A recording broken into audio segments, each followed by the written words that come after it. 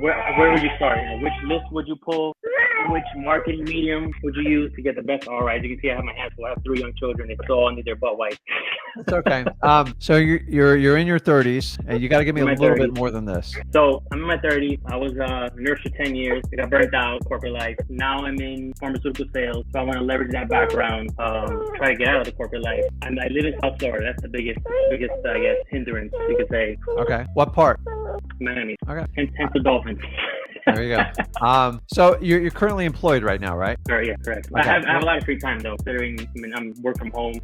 So cold calling for me. Yeah. Go ahead, sorry. I'm listening. Go ahead. I just don't. I feel like I don't have that much time. As you can see, I'm always running around with these kids. I was thinking mailers. So so how long have you been looking into wholesaling? Honestly, maybe a couple months. I did your course. So I haven't done my first deal. You are going to have to make you have to make a decision. Like and I can't completely make it for you. So I was literally in your shoes. Like, so how many kids you got? 3. Okay. So I had 2 young kids, a big fat mortgage, and stuck in a corporate job that I hated every moment of my life. I just like I can't. I waited 12 years to go, okay, I got to do something. And I just decided I'm going to keep my job and I'm going to use real estate, specifically wholesaling. And I didn't know it was wholesaling in the beginning. I thought it was going to be fixing and flipping. And I said, once I can replace at least a 1-year salary, then I'll quit that job. Thinking that's a good goal. And I did it. It was painful. I spent a lot of long weekends, and I had my kids in my car, like looking at houses and talking to customers. Like I don't have like this magical thing for you. So number 1 is don't try to create your life where you okay, my kids have to be separate. I get it. Like I get cold calling and the kids screaming in the background, but sometimes people ask me, when's the best time to cold call? I go, whenever you can do it. Like you have to get the volume in to do it. You have to make the decision. Nobody else can make it for you. A lot of people in your position, they'll reach out, they'll pay a mentor, think that's going to motivate them, push them in. It will only compound it, because if you don't make the decision to do it. So 1 or 2 ways is you work your current job to make sure you can get by and your family's taken care of, which is a responsible way to do it. And number 2 is like, I'm going to burn the bridges and like make this thing happen. That's more of a younger man's or younger woman's decision, because you have those options, because sometimes people are living at home. So you have to make that decision first. Then number 2, you have to decide if you're going to do it locally or virtually. How familiar are you with Miami? Pretty familiar. Been here about 15, 16 years now. So are you on the north side or the south side? I'm by the zoo, Metro Zoo. You're on the south side. I got it. So there's always deals in your backyard, especially if you already have the known area. So you're always going to keep working those areas. And then what you can do is pick one virtual market and attack that way. Miami's challenging. I'm not even here to hide that from you. Like I do 2 deals a year in Miami, and like I hate every minute of it.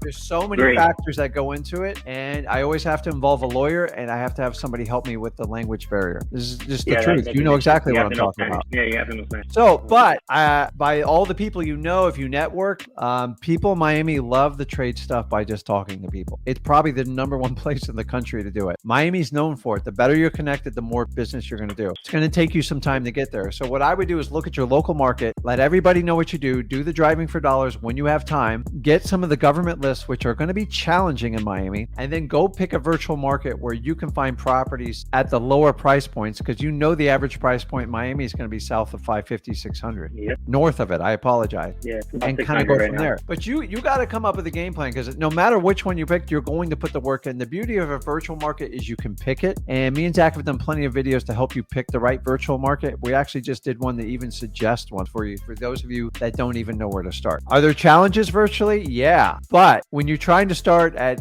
houses approaching $1 million, it's very challenging when you're new to this business. So if you want it bad enough, you'll get it. It's just the question, are you willing to go through the roadblocks to get there? Nobody's going to give you a shortcut. You can pay this guy 10 grand, you can pay this girl 5 grand, or you can have me do it for free. It's going to be the same amount of work on your side. I try to tell people this all the time. So many people have a false hope. If I hire this guru, it's going to fix all my problems and they're going to make me accountable. Honestly, if you're not accountable to yourself, you will never be accountable to any guru or any mentor out there. So the foundation, everything we teach here at Free Wholesaling is about, if you'll be accountable and be brutally honest with you and stop trying to filter everything to your former personality, like the way you were, you have a great shot. But I get so many people, if I tell them, listen, you got to make 300 cold calls every day for the next 32 days. And the minute we do an accountability call, they're like, I got tired after 50. They start negotiating with themselves. You are going to have to find a way to stay out of that one, because that is probably the biggest killer I have teaching people wholesaling. I cannot help people's work ethic if you're not going to hold yourself accountable. Dude, you think I'm super bright? I'm not, dude. I am like your 800-900 SAT type of score guy, but I will outwork almost anybody. I just know it. And I do everything that way. I wasn't always that way. I had to learn. And guys, to be brutally honest, I went through a 5-year journey to figure out how to really make wholesaling work. Once I knew how to talk to sellers and I learned how to spend a little bit of money on marketing and then be consistent, I created so many other problems for me, and they're good problems. Like, okay, what do I do with this money now? And guess what? I blew it. I blew millions of dollars when I first started. And whenever I've ever had a problem or I started, like I got into financial problems because I knew how to make money. I just didn't know how to keep it. Whenever I got in trouble, I just went back and dug in wholesale, marketed like crazy. I talked to sellers. And so now I'm in a position where I know how to keep it. I know how to make it. And now I'm on my final mission, which is creating a legacy to help you guys out as much as possible. You are no different than me. If you think you are, you're lying to yourself. I do not have this special capability. If not, I guarantee, Tim, I'm slower than you because you said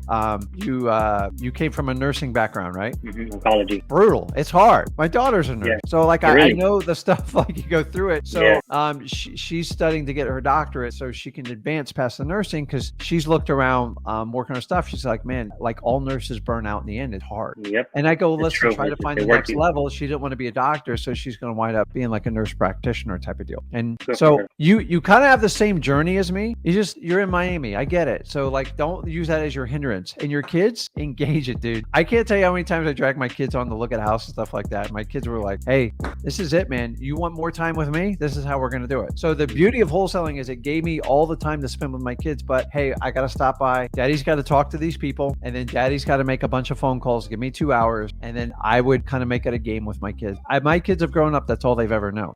But I had to answer just the same questions you do. So I want you to make decisions based on yourself, and you can do anything. You can do, there's so many things you need to make. I'm biased. I know wholesaling works really well. The problem is people try to time the market. They try to do it their own way. And if you'll commit to a program, just like even freewholesaling.com, if you will do exactly what they say, it works. The only difference between people who succeed and fail is the amount of action they take. So if you try to sit there and go, well, I know he said 300 calls, I'm only going to make 50 because that's my personality. I'm like, dude, personality got you where you are right now. It's like every person on this live has the ability to change, and you are no different. So you just have to make a decision at the macro level, and then you can get excited about creating like kind of your micro plan. How am I going to fund this? How much time do I have dedicated? How am I going to deal with my kids while I do that? And which market am I going to do? And you're going to have to do like just answer them in that order and work it back. And that's what I would do. Appreciate it, Rick. There Thank you is for your no time. dude. There is no magic decision or anything like that. The key thing is you have to make a decision, because if you don't make a decision, that's actually making a decision, and it will hinder you the most. The person that can't make a decision, I will run like plague, because I'd rather you tell me yes or no, like maybe does not register in my book, and I will nail people down when they do it. So what I'd like you to do is come back on here and say, I don't know, give yourself a week, 5. You only need, in my opinion, an hour or two, and then just figure out what you want to do and get forward. And if it doesn't excite you and get your blood boiling, then find the path that's going to get it. I'm biased. I think wholesaling's it, but it's completely up to you. Thank you. I have one